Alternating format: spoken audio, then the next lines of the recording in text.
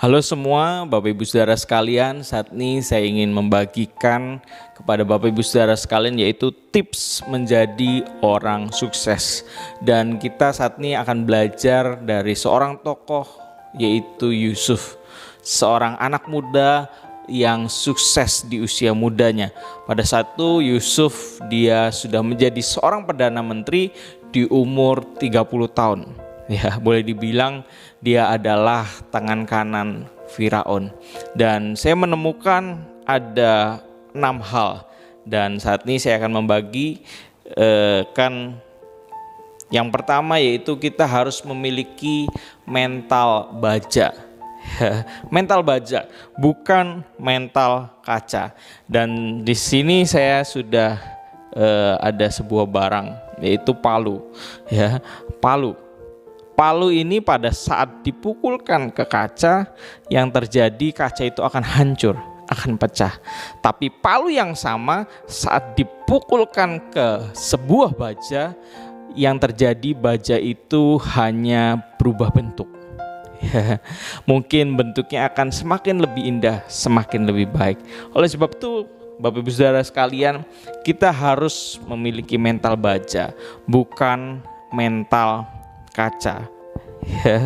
Dan kalau kita memiliki mental seperti kaca, itu kita akan rapuh, kita akan mudah sekali pecah Bapak Ibu Saudara sekalian. Saat masalah menghantam kita, yang terjadi apa? Kita putus asa, kita frustasi, kecewa, marah. Kita mungkin bahkan hancur Bapak Ibu Saudara sekalian. Ya, begitu juga kalau kita memiliki mental kaca, ya, kita juga akan rentan terhadap benturan.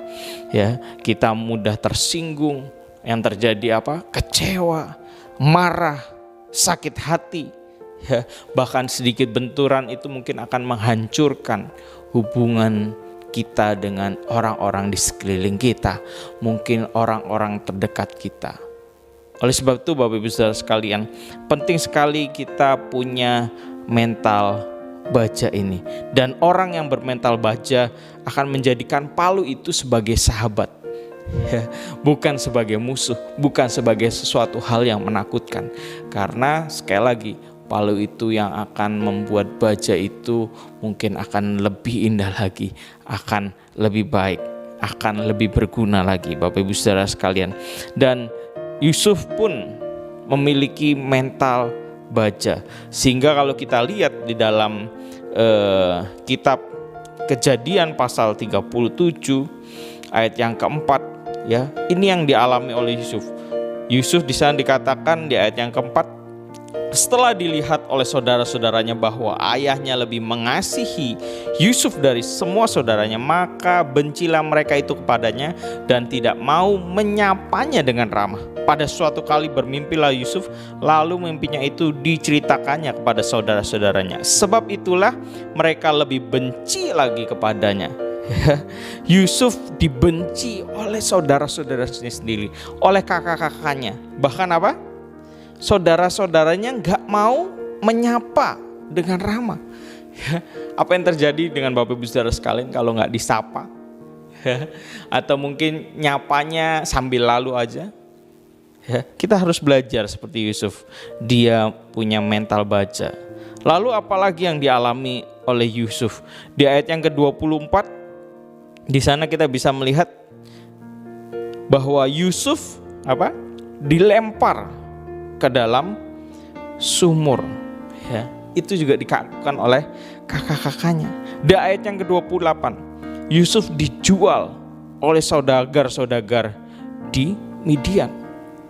Ya, Bapak Ibu Saudara sekalian, bayangin saudaranya sendiri dijual dan dijual. Bapak Ibu Saudara sekalian, apa yang terjadi? Mereka kakak-kakaknya mungkin nggak tahu deh ya, mikirnya apa. Ya, jadi budak, dan budak pada saat itu, wah, begitu amat sangat menyedihkan. Ya, nyawa mereka gak ada harganya boleh dibilang. Dan itu yang harus dialami oleh Yusuf. Ya, saat Yusuf dijual, setelah dijual kepada saudagar Midian, ya, Yusuf dijual lagi. oleh saudagar-saudagar Midian kepada Potifar, ya, kepala pengawal raja. Ya. Di ayatnya yang ke-20 di pasal 39 gak berhenti sampai situ. Yang dialami Yusuf setelah dia bekerja di tempatnya Potifar jadi seorang budak, ya, apa? Yusuf dipenjarakan.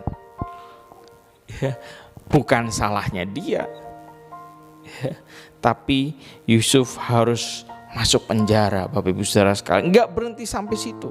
Ya, di pasal 40 ayat 23, kalau kita lihat di sana pasal 40 ayat 23, di sana dikatakan,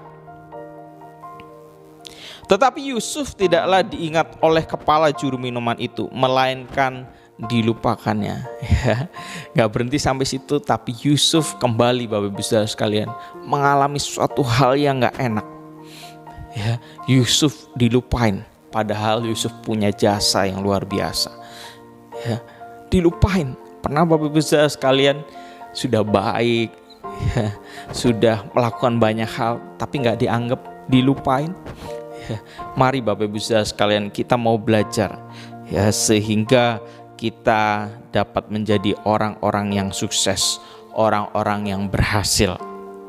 Ya, Amsal 27 ayat 17 di sana dikatakan, besi menajamkan besi, manusia menajamkan sesamanya. Kita harus tahu, ya, kita adalah besi, kita adalah baja. Tetaplah kuat, tetaplah bertahan, tetap maju. Tuhan memberkati.